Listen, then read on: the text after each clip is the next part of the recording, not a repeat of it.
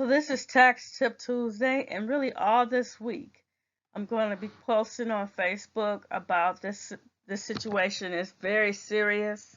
It's a serious situation that many people who, especially those going through a divorce or newly married to somebody they didn't really know, find themselves in. So I'm going to be talking about this all week, starting today, Tax Tip Tuesday.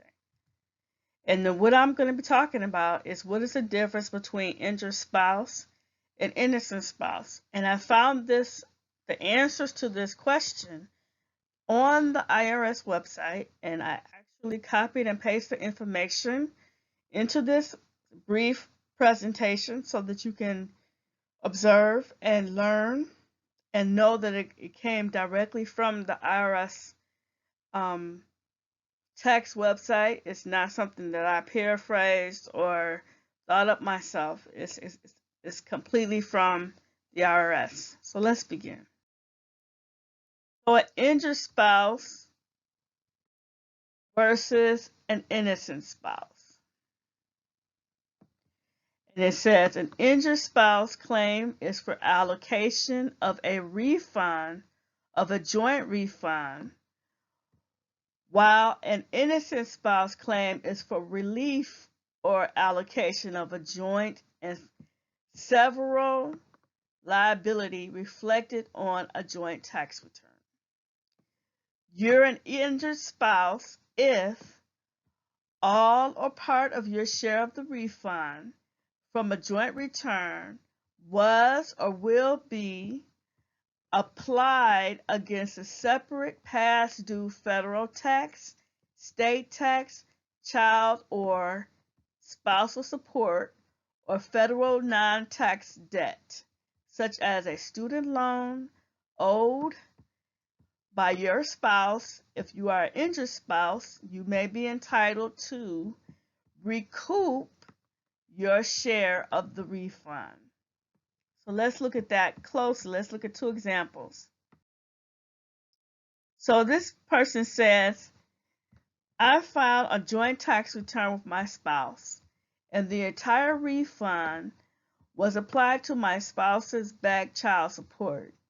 Should I file a Form 8857, request for innocent spouse relief, to receive my portion of the refund? So see, she's concerned about getting back what was taken from her. And it says this issue is generally not related to innocent spouse relief.